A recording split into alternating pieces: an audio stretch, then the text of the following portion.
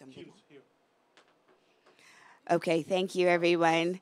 And now welcome Jasmin Tepale to the stage. We'll start our next session, Activated and Engaged Citizen. Jasmin Tepale. Hello, everyone. Hello. So my name is Jasmin Tepale. I'm a former Design Trust Equitable Public Space Fellow. I currently work at the New York City Department of City Planning as the Senior Program Manager in the Community Planning and Engagement team. So people who are active and engaged in their communities help to ensure that their livelihoods, along with those in their neighborhoods, remain a priority in every aspect of decision-making. Healthy cities are ones where power is shared by many. Today, you'll hear from a panel of leaders in civic participation and distributed decision-making as they explore this approach, its applicability in New York, and what's next for building engaged communities. This conversation will be moderated by Elizabeth Hamby, who is the Director of Civic Engagement at the Department of City Planning. So please join me in welcoming the following guests. And here we actually have Elizabeth Hamby.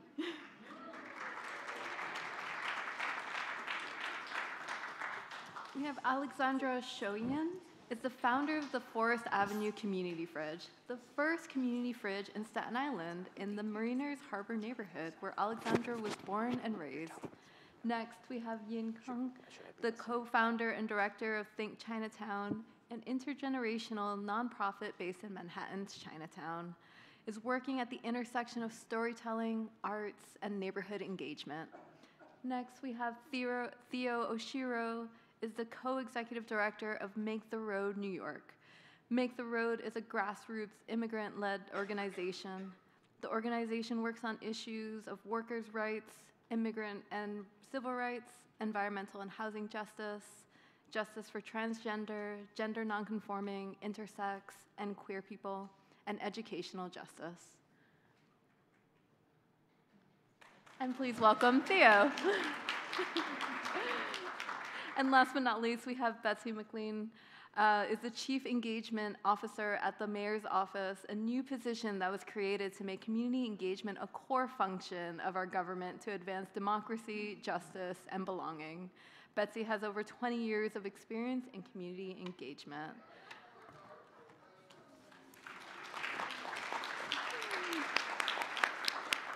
And then lastly, following this panel discussion, the design story will be told by Gabrielle Prisco.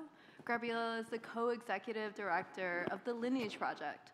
So the Lineage Project teaches trauma-aware mindfulness to support the mental health and holistic well-being of young people ages 11 to 24, navigating incarceration, foster care, homelessness, school suspension, psychiatric care, and other serious challenges.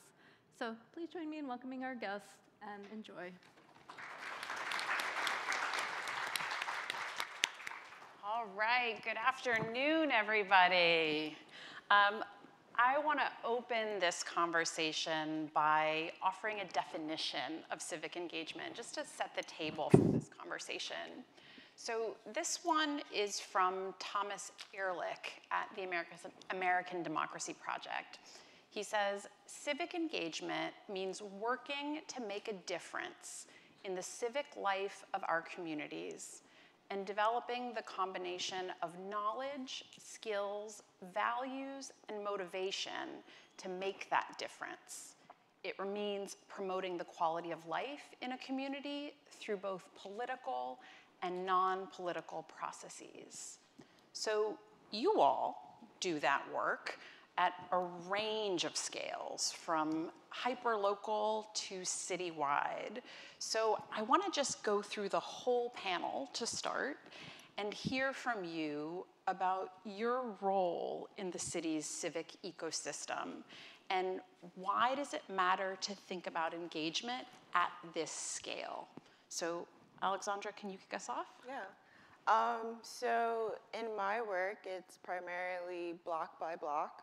So just like thinking about the cityscape, like in New York City, like, and all of these streets that make up the city that we live in, like, I like to think of hyper-local as like those alleyways and those like hidden streets that you don't necessarily see, but they're a part of this larger whole.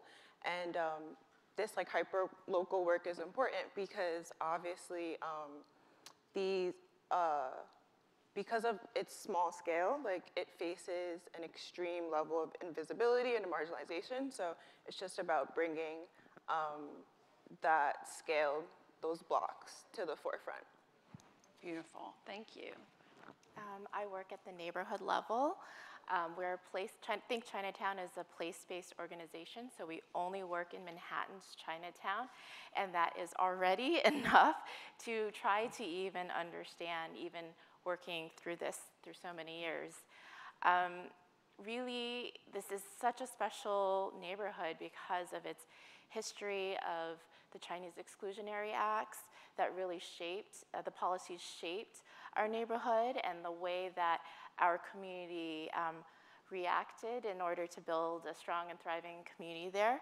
And there are so many layers in understanding and interacting with our community that it takes extra care, listening, and trust building within the community, within the neighborhood, to understand our ecosystem, to understand all the different perspectives and pain points that when city projects usually come at us, right? It's usually not from within it, they come at us. We can come together and respond. And so that is on the level I work at, in between. So my organization is called Make the Road New York, and our original name was actually called Make the Road by Walking. And many of you actually probably make actual roads as part of your roles. We do not do that. But our name actually comes from a poem called We Make the Road by Walking, or Se hace camino al andar in Spanish. And it's really this concept that I think the quote, the exact quote is, "Search for there is no road, we make the road by walking," right? And so for us, really, you know, it is important to make sure that we are alongside community members, with community members out front in not only, you know, talking about the issues they're facing, but also coming up with the solutions. And then once we get those solutions, implementing those solutions. We work very locally as well. We have neighborhood community centers in places like Bushwick or Jackson Heights, and in the suburbs as well, in White Plains. Predominantly immigrant neighborhoods. Most of our members are low income and are used to not having a seat at the table, right? In the kind of conversations that are happening that are gonna impact their lives. And so, you know, we think of ourselves, and I think we are a very hyper-local organization in that people come into our spaces, you know, often it's because they're experiencing some sort of issue where they need a service, right? And so we have direct services that, you know, we aim to have the backs of our people, right? So that we can prevent them from getting evicted or deported, or that they can have access to health services and many other things.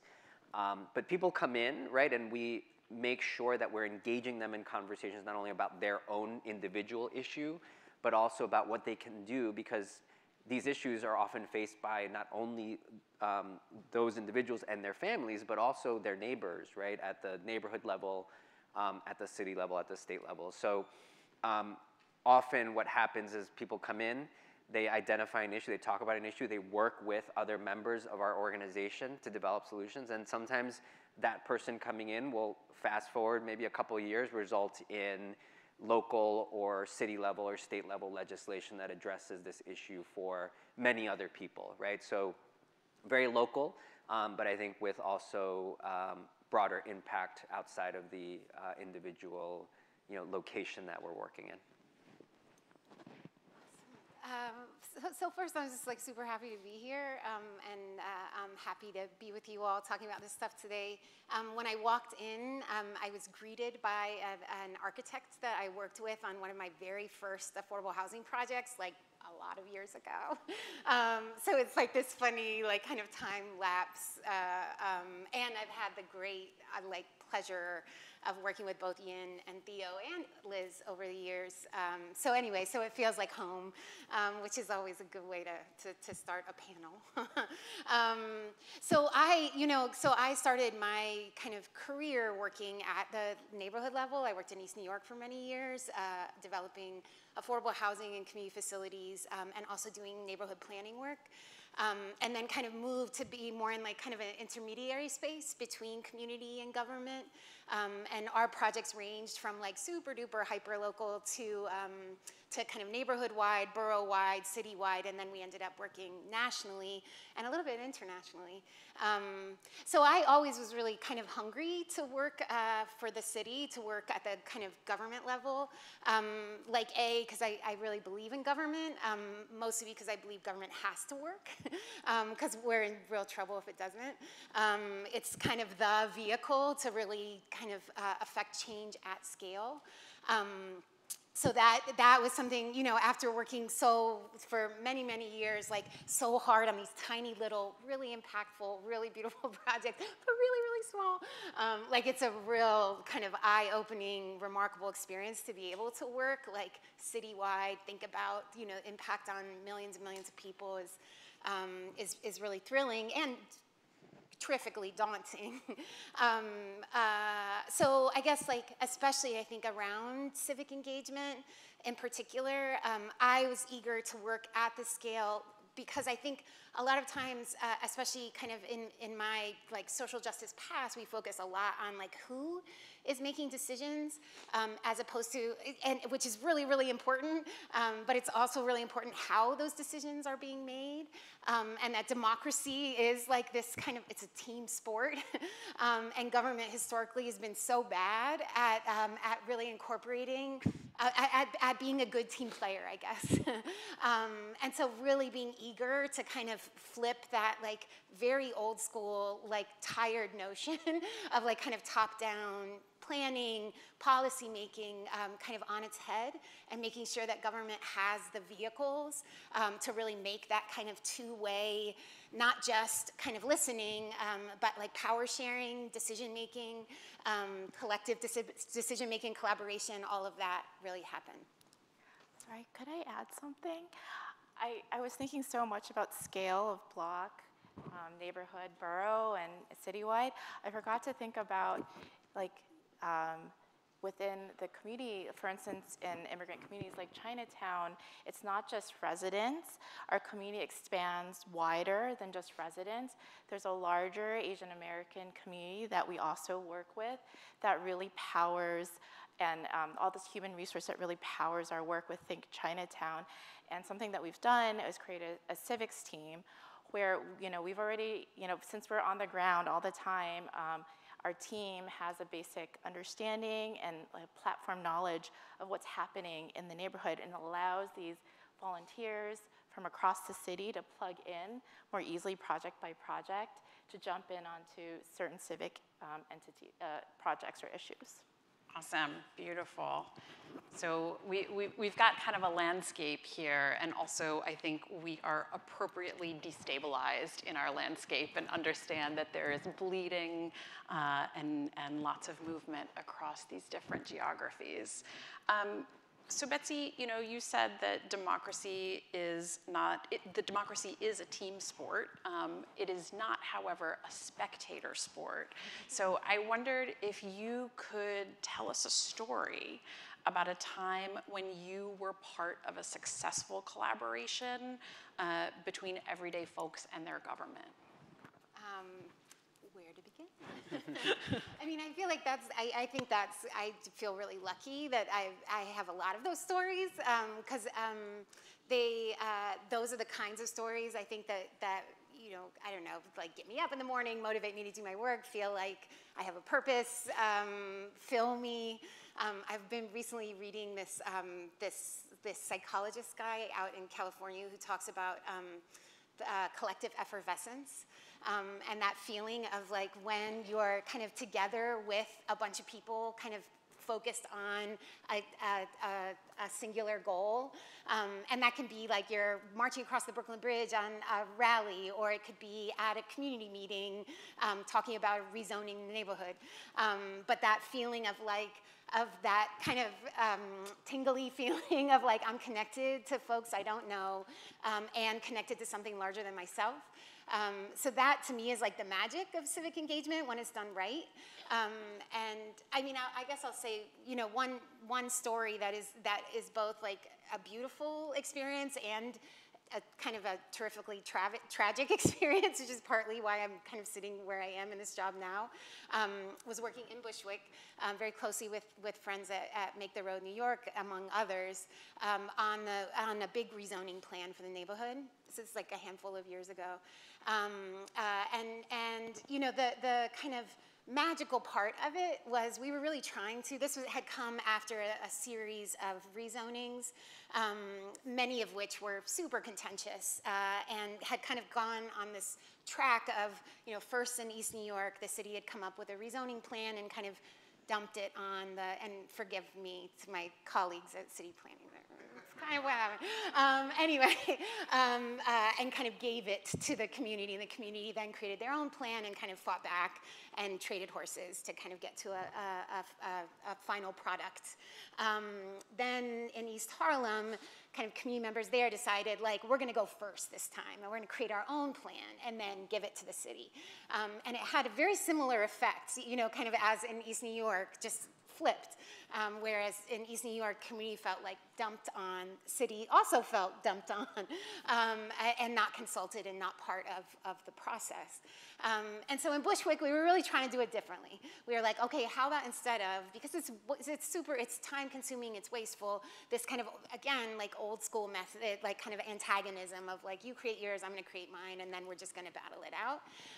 So we really tried in Bushwick to do it differently, where kind of city, community, working together from day one, and really like struggling, like mightily, to really get to a place where we came up with a set of recommendations. And this, I mean, when I say like, this was like years of work.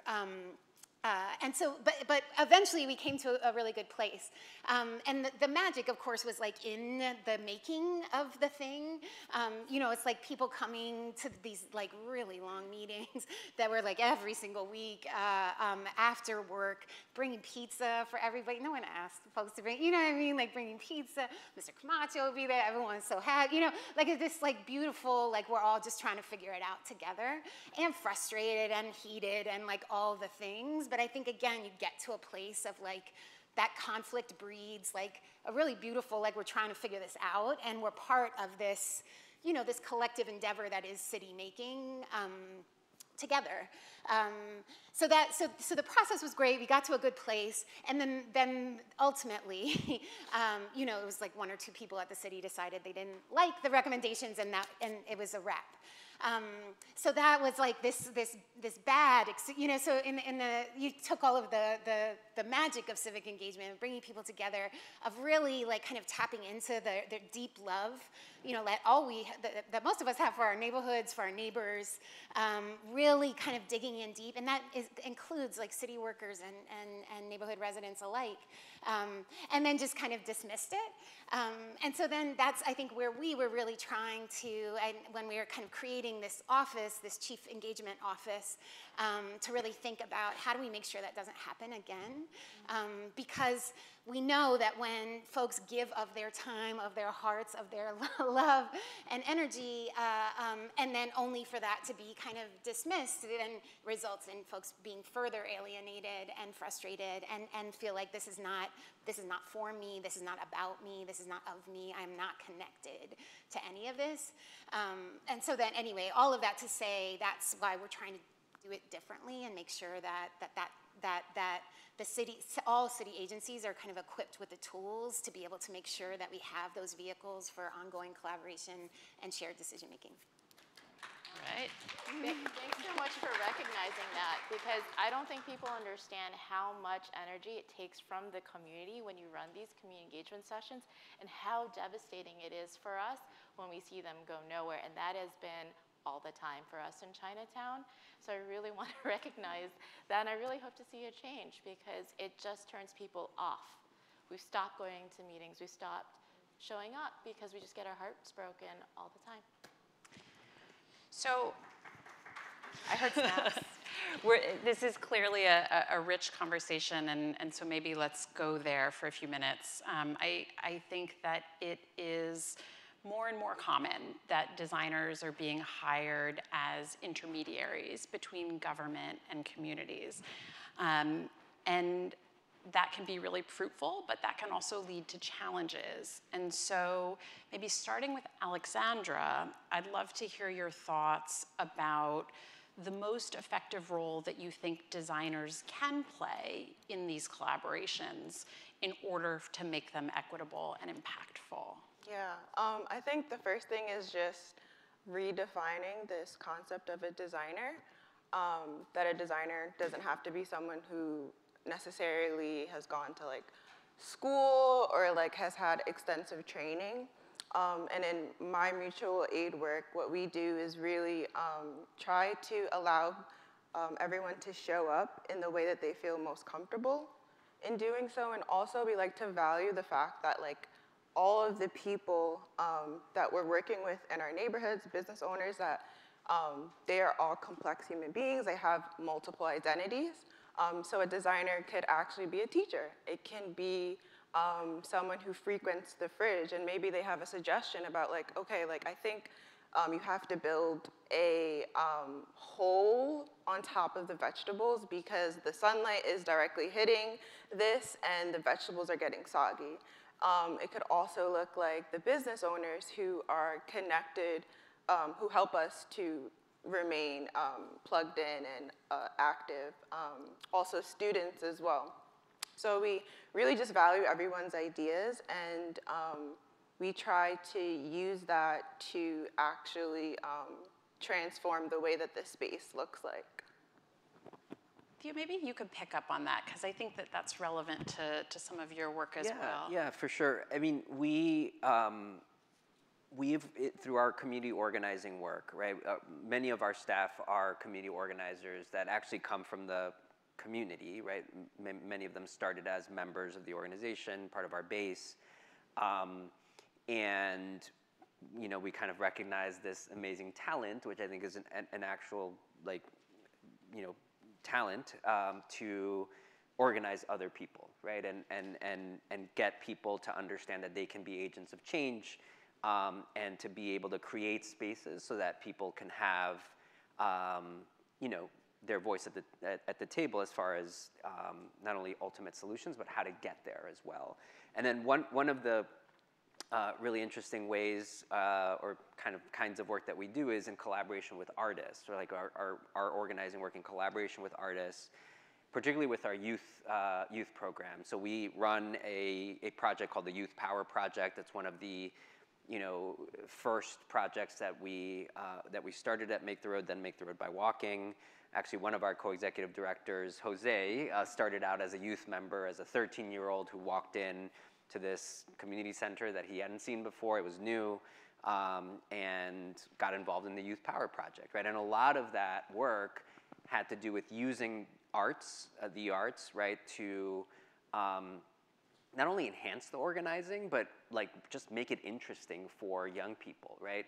A lot of young people are really inclined towards the arts, right? And so, you know, during these, in New York City, during the stop and frisk years, and even to this day around the issue of policing, our young people are really adamant, right, about making sure that their neighbors, other young people understand their rights when it comes to police interactions, right? And so one of the things that they decided to do was collaborate with artists to create murals in Bushwick and in other neighborhoods to basically be not only nice, visual, beautiful pieces, but also pieces that were informative about what your rights are if you were stopped by the police, right? And so, you know, that's an example, but we also have artists that collaborate with us to make, you know, paper mache pieces for rallies, really great visuals that really, I think, do a lot to to kind of change the narrative around the issues that we're that we're tackling, right? And so those have been great collaborations, I think, for our work. And I also, you know, in Betsy's comment, I also wanted to highlight, you know, in our work, in our organizing work, you know, we often sometimes see success, but often see defeat, right? And a lot of what we still get despite these defeats is like these moments of leadership development, right? Where like our members are really kind of finding their voice and like creating and you know, creating new skills that they then use, you know, for many, many years, right? And, you know, back to this kind of concept of this leadership development then leading to sometimes, you know, positions in our organization as organizers or sometimes in city government, right, to kind of bring their perspective and voices to that realm as well. Awesome. Thank you. So I want to shift gears a little bit and bring up maybe a slightly more challenging conversation. There are some people, certainly not any people in this room, who say that, look, we are living in a time of crisis. We have to do hard things on housing. We have to do hard things on climate. We have to do hard things on the economy. Why should we waste our time on civic engagement? So maybe, Yin, why don't you start with why civic engagement, and then maybe Betsy, you can pick it up from there. Okay, well, it's actually the least amount of investment you can do to actually make sure that your resources go to the right place. So I can tell you a story, I guess, about how resources have not gone to the right place or were not even be able to be spent because of the lack of proper community engagement. If you guys all remember the Gateways to Chinatown project on the Canal Street Triangle, right? That was a really big project. The partners were DOT, the BID, and Van Allen. And it was a big project, and ultimately it didn't happen because ultimately the wrong designer was selected, with the wrong concept, and the community hated it so much, they shouted it down, and it didn't happen, and all that funding that was earmarked for it, which was federal funding, it had a deadline, was never able to be invested into my community. So this is an issue where community engagement went wrong. A few issues. One was tokenized leadership. This happens a lot, especially in communities of color, in immigrant communities. They find it too hard, too challenging to interact with us. So they pick one guy that they know. And whatever this person says kind of goes. I know who you guys, you know. And if you're from a community like mine, you know this happens, right? Two, they pick the wrong organization to partner with, right? A lot of times, again, in communities of colors, in immigrant communities, they're like, oh, you're in an Asian group, you do this, or you're in this neighborhood, you do this. But is that the work that they really work with? Are their missions, are their values aligned? You know, for instance, BIDs, they deal with merchants and property owners. They don't represent the entire community as a whole. They're not a cultural organization, right? And so kind of leaning on a single a partner for community engagement, even if they don't have capacity to do so, may take you down the wrong road. And also talked about RFPs. It's kind of getting kind of nerdy. But if RFPs are not shaped properly, this can also lead to the wrong proposals. And what we saw, and also the selection panel as well. And so what we saw in this case of the Canal Street Triangle was that a Chinese-Australian designer who lives in Australia, does not live in Chinatown, was selected, and she picked a concept that was from Southwest China when no one from Chinatown is from that part of China. And it was one of those classic, like, well, she's Asian, so like she can design something Asian for you guys. And we saw that failure again. And so that pushed me and some of my friends to start Think Chinatown from the failure of that project, because we understood that community engagement needs to start before the project starts, right? trust building, understanding our histories, our pain points, all of that needs to happen before we embark on these big projects that take up a lot of resources, right? So we need to be the most efficient. We need to be grounded and rooted in our work. And that's why I think Chinatown, our practice really revolves around storytelling, because that's how you understand how we understand our neighbors. That's how we understand all our pain points and the ecosystem that we're working in. And most importantly, our community members trust us because we know who they are, and they trust us to be a part of that process with them. Thanks. I mean, Yin said it so well. I mean, I guess like two things. Like, I think it's a very cynical viewpoint to imagine like we just have to move fast. So like, let's not talk to anybody about it. I think, you know, like Yin said, you just get better results, better outcomes, both in terms of like of what you should be, what the city should be paying for, what the policy should be. That, you know, the kind of old adage that the people closest to the challenges know best the solutions.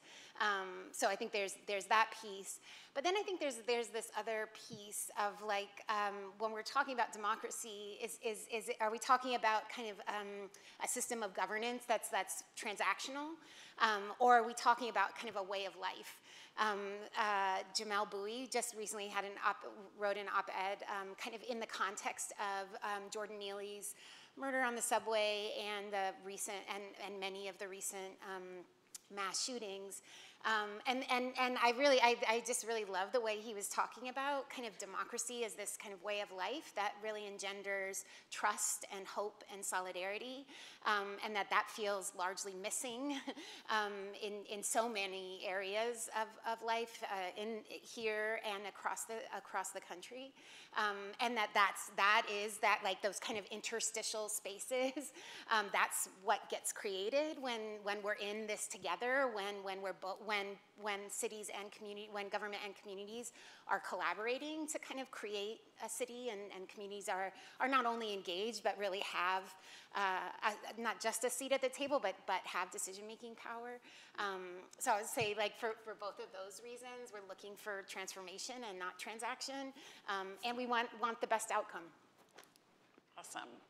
So I want to take at least one question from folks in the group. So if we can get the Slido up. But while people are composing their great questions, I want to do kind of a lightning round across the panel. And just to ask you in just one or two sentences, what does it mean to bring community to the table in meaningful and honest ways?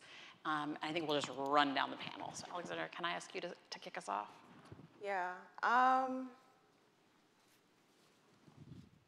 think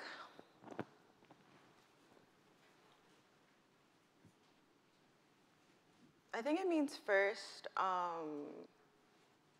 again, just like understanding that, I don't know, I think sometimes like we use the word community, that it could get kind of lost in translation.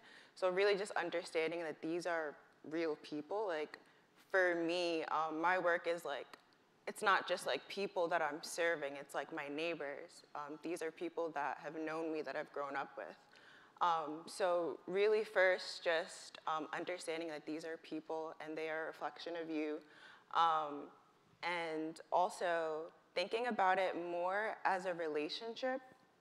And I think that helps to really just like break down all of these barriers that like we normally find, like just like the hierarchy and the like distrust and all of those other problems that like we face. So thinking about it in that angle, like a relationship takes work, it also takes time, and yeah, like moving at the pace of people, and not focusing too much on impact, but really allowing like time to also be something that you work with as well.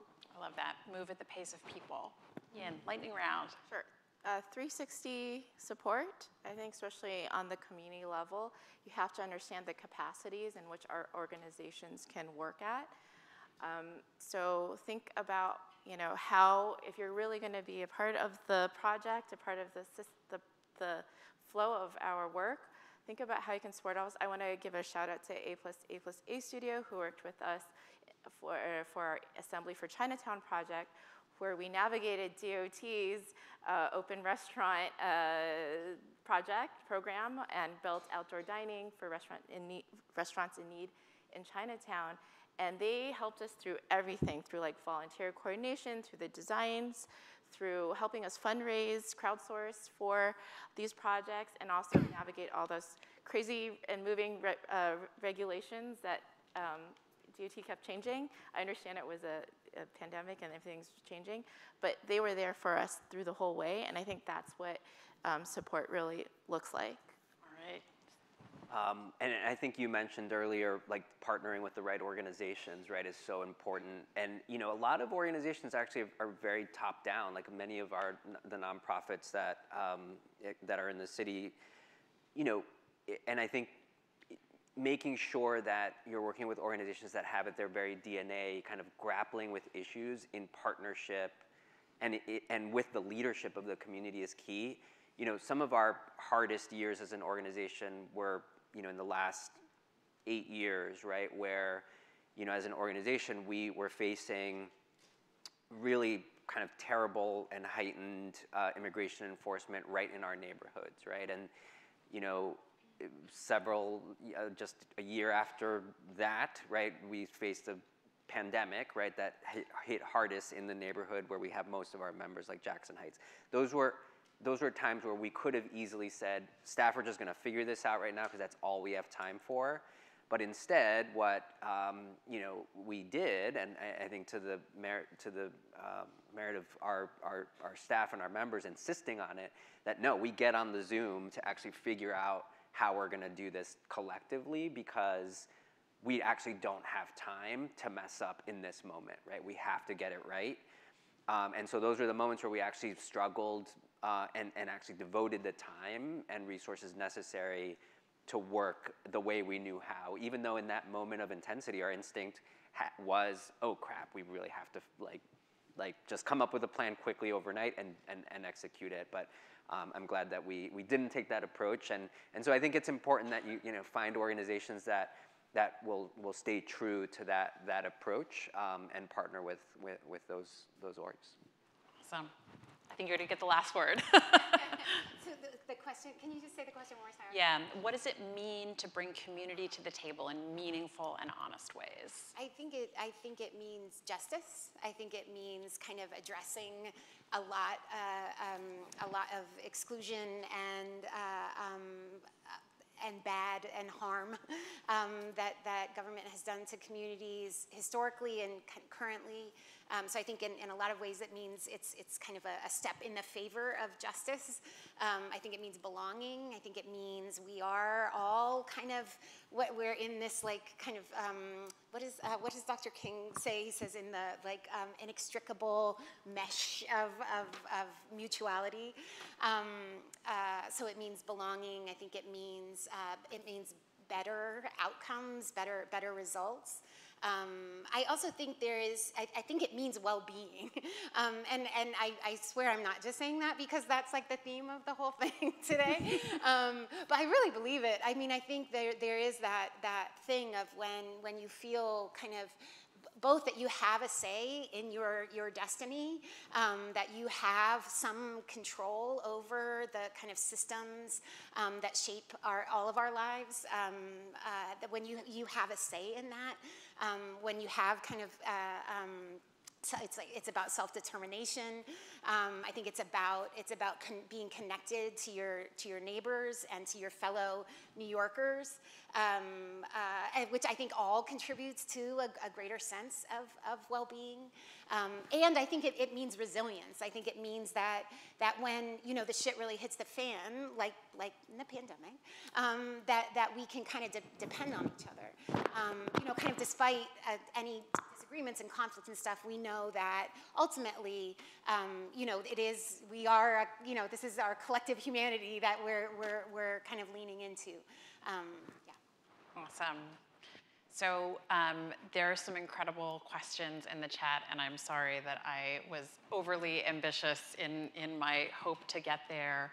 I think we're going to need a second convening just to dig into all of these, but I really want to appreciate my panelists for their great insights. Thank you all.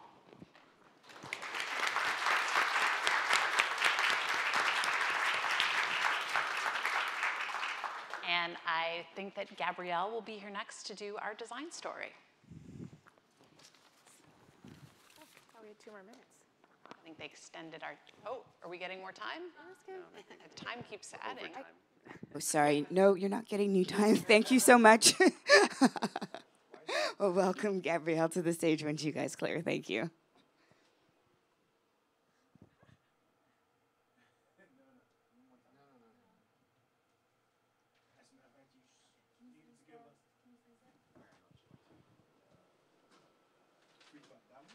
Thank you all. Now welcome Gabrielle Prisco to the stage. I didn't even say anything. You are the best audience, especially because I'm last, and also I haven't said anything and you clapped, and I'm a Leo, so I love that.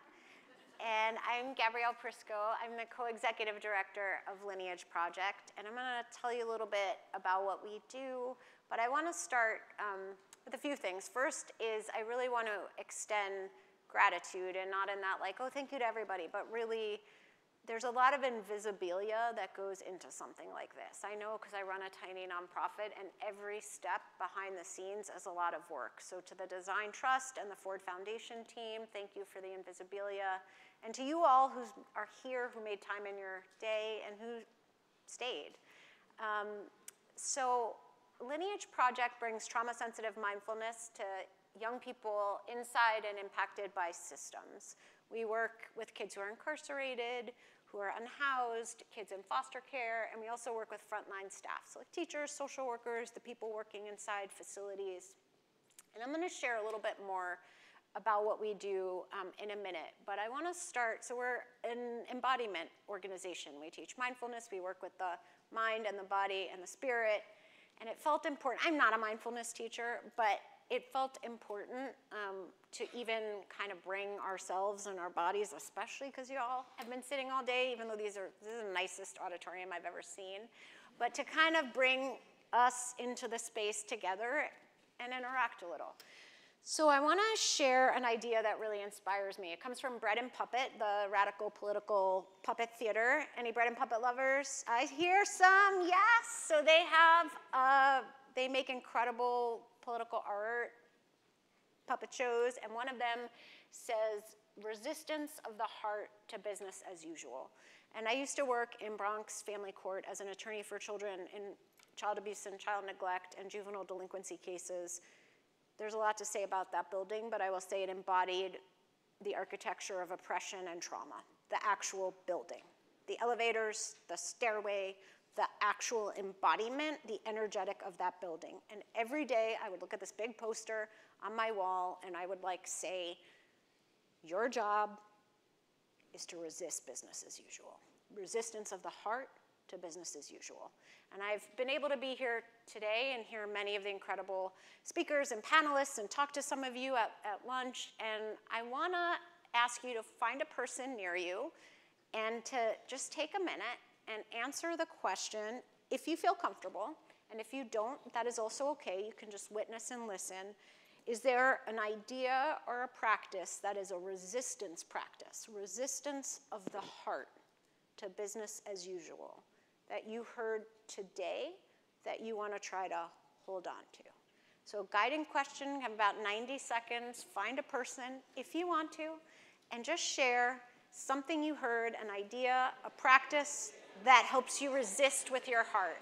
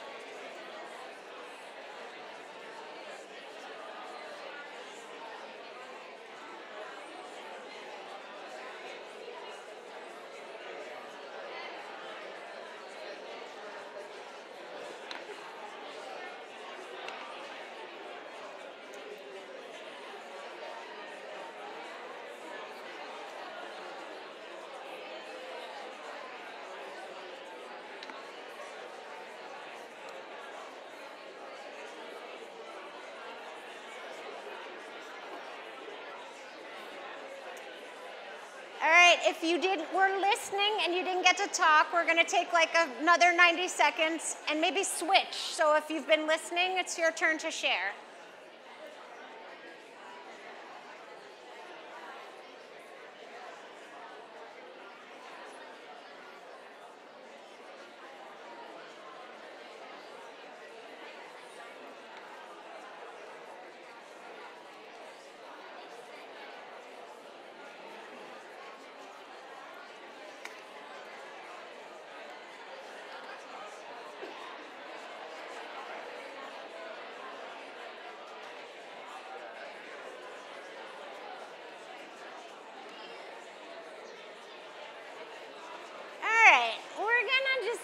Gently come back, and now I'm sorry, you all have to listen to me. It was so nice to hear all of that energy, and now I feel bad because I'm like, could you be quiet and listen to me? Oh, thank you. It's hard, you know, for a while the clock was like still on 15, and I was like, oh, they didn't notice, I can keep this exercise going, and then it like jumped down 4 minutes, so I have to actually say some other stuff. So sorry about not getting to keep you in conversation, but I hope that was meaningful, because one of the things I've learned, I used to be a lawyer for kids, as I mentioned, in these systems, and then I did legislative and policy work, and now I work at this nonprofit, and we bring, as I mentioned, trauma-sensitive mindfulness to young people and staff inside systems. So we work with kids, any system in New York City where kids are, and with the staff. And one of the things that I've really learned is that I have a body, and for a long time I was just like sort of like thought I was living a lot in my head, and I could change a lot maybe like with my thoughts and my advocacy and my voice. And I've really learned that a lot of what happens is happening in our bodies and our nervous systems, in our minds and bodies and spirits. And we teach young people about their nervous systems. We work predominantly with Black and brown kids, most of whom not only have experienced trauma, but are inside of systems that are themselves traumatic, that are embodiments of white body supremacy, where the energetics of the system are not designed for healing. They work exactly the way they are designed to, which is as oppressive systems. And so one of the things we're starting to think about is like we've been around since 1999, we've worked within systems our whole history. We plan to continue that work because that work is so necessary, but we're also starting to work outside of systems in some creative ways. I am not an artist. I've learned so many words. I'm gonna try to work in like built environment. I just learned that I think what does an interconnected ecosystem look like embodied in a physical space? So like I had this idea, but I didn't have this language till I started hanging out with some people like from the Design Trust, and then all of a sudden like tonight, I learned ideation from Gabby at Groundswell in the green room, so now later I might say ideation phase of a design project. But I didn't know what that meant this morning when I left my house, but so one of the things we've been thinking about is like, how do we work with young people outside of systems? Also, I'm really bad with text, so let's see if I can do this. No, I've totally, all right, wait, not that slide. So we started a community program where we partner with local nonprofits, other organizations, and it's a 10 to 16 week cohort-based intensive deep dive into neuroscience, teaching young people, again, predominantly Black and brown kids who are inside and impacted by systems about their brain, their bodies, their nervous systems, and how they can find space within those. And I often say the longer I do this work, like the more real that I think it's very important we be. These systems are terrible, and they, again, are working as they were designed to, so we help kids cope. Kids should not be in those systems. The system should not be operating the way they are. It's not about transcending and finding inner peace when you're incarcerated or unhoused and living in a city shelter or in residential psychiatric care, but how can a young person cope, and how can they learn about what is happening inside their brain, body, and nervous system? How can the adults who work in those systems learn more about co-regulation and how what's happening in their nervous systems is impacting young people, and how I was really moving to hear on the last panel a lot of discussion about interdependence and intraconnection, and that, right, we are basically sharing also a collective nervous system and collective space. And so one of the things that I am like really have so much more I want to say, but also there's like this garden party happening, so I have to speed it up. So I'm going to skip a few slides because y'all want like whatever deliciousness is in that garden more than you want to hear this. But this idea that I'm pretty excited about, we have no money for it, so I don't know if this is going to happen, but is a public space project. We like to say at Lineage, feed many birds with one scone. No birds, we don't want birds hurt. But the idea is, right, how I've been like in the field for almost 20 years. Our nonprofit is pretty small. And one of the things that we really struggle with is, and you heard it on the earlier panel as well, right, to do what we do, we spend so much time trying really with a lot to take the small resources we have, our budget's under $900,000, and to serve, work with, right, a lot of young people and systems. And there's lots of organizations like us across New York City. And often, funders or other people will be like, we want you to collaborate, we want you to get together. Do you know that? But like literally proximity, right? Are we in a space where we can, for example, I was talking to Gabby backstage and I was like, if our organizations were in the same building with other organizations, right? I could be like, oh, come to a Lineage class for a few weeks. And then like, I'm gonna go sit on Groundswell like while they're painting one of those phenomenal murals that we heard Brandon and Gabby talking about earlier. And oh, maybe the teaching artists from Groundswell, you know, by the way, they didn't promise to move in with us.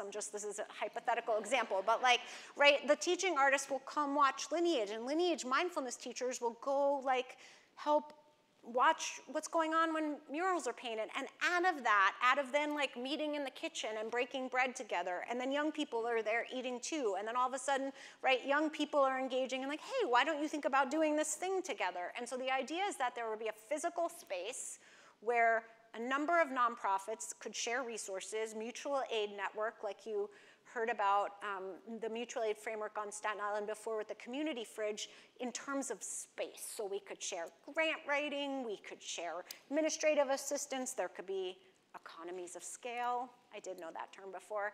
And young people could have a holistic center, a space where they could come together.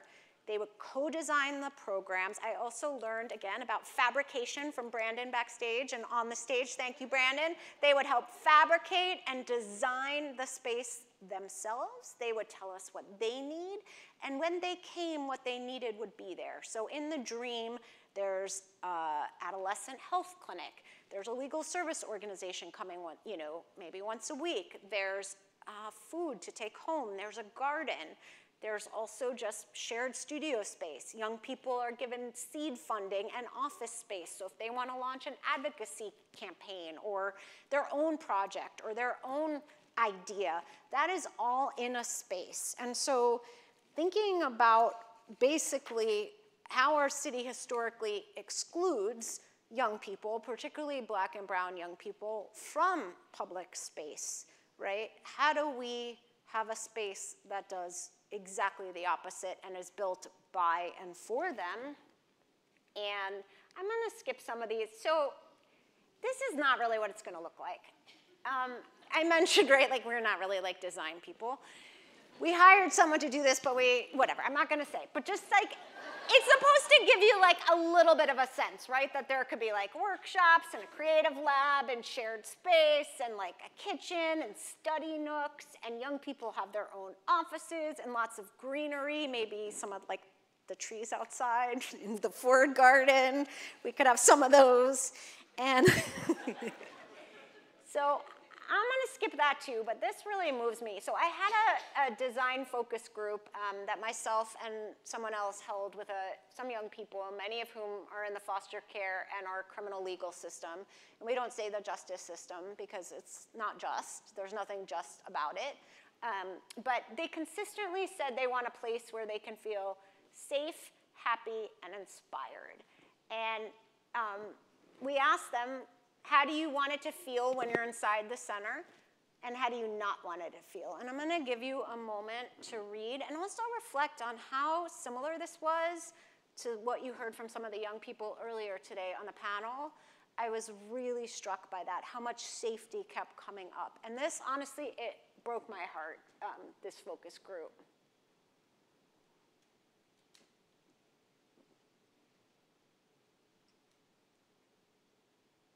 And what broke my heart was also beautiful and inspiring, and someone sang, and young people are amazing and brilliant and creative. But what broke my heart is that as a white girl growing up on Staten Island, right, in a middle class, upper middle class family, like, I never felt unsafe in my city. And how, right, just hearing young people time and time again say the thing that they wanted to feel was safe. And I saw one of the questions this afternoon to the panelists was like, safety is important, but what else? But like, I want to say, like, safety, right, if we don't have that, how can we move, right? How much flows from that, right? And I'm saying this as someone, and I'm very aware, right, that is not my embodied experience as a white woman growing up in this city.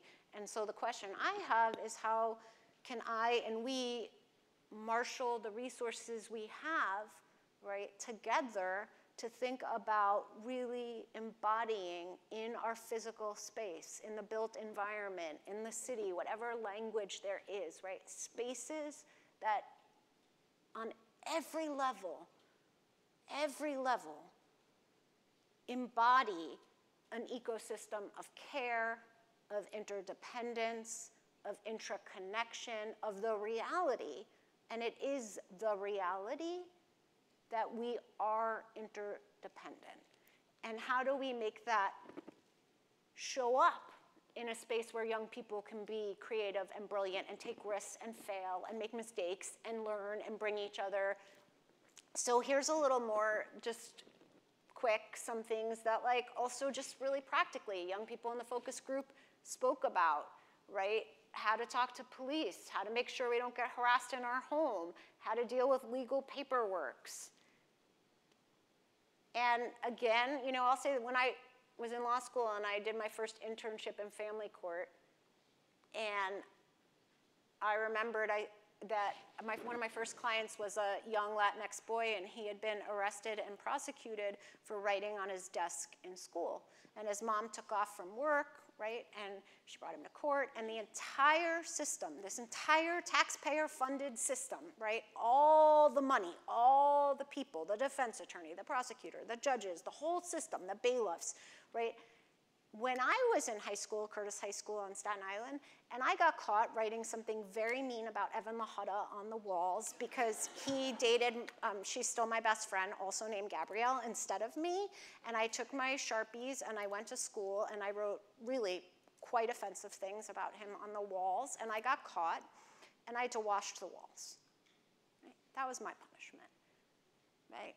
And that is not the reality. Many of you know this, and I want to also honor there's people in this room with this lived experience who don't need to be told this, who live this, right? So speaking now particularly to other people like me walking around in white bodies, that like we need to really think about on a deeper level the safety that we have in every moment of our lives that people moving through this city in black and brown bodies don't have, and what is our accountability to shift that.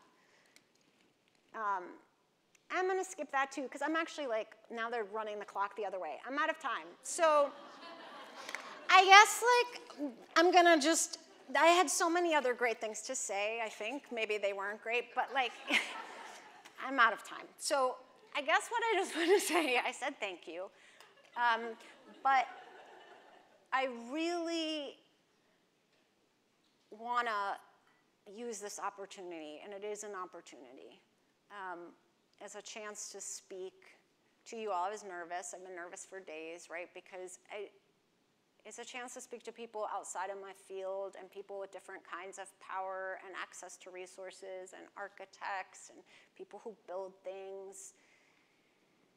And I really want to challenge each of you and myself to think about, like, there has been a lot of energy and resources built in the architecture of oppression, right? People designing solitary confinement cells, people designing family court buildings, people, all of the built environment. Gabby spoke earlier about the benches with spikes on them, right?